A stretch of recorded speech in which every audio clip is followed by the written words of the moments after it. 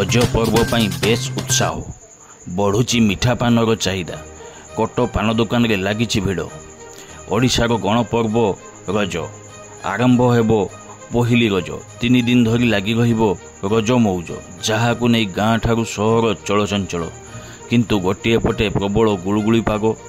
तेबे पाग कोहला हेबो बोली अनुमान करा जाउछि।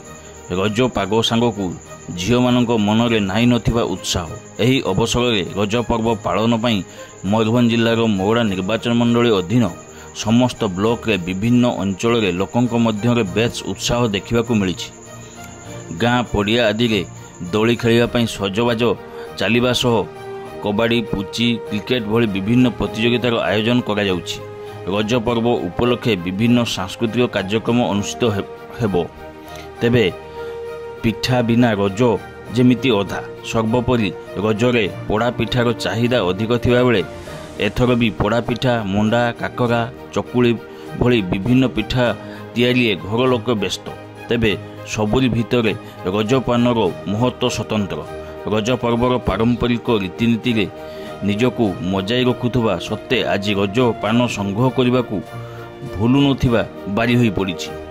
तेबे रज पर्व मजा उठाइबा लोक मैंने बेस प्रस्तुत। महुड़े कट पान दुकान रे लागिछि भिड़। एमिति कि रजपान पई एडभांस करा जिबा सहित दुकान रे मध्य भिड़ लागुछि। रज अवसर रे पान दुकान रे गुलचुप, केसरी, बनारसी, फायर, गुलकन, कोलकाता, बाबा, रिमझिम और प्लेन मिठा पानर चाहिदा अधिक रही।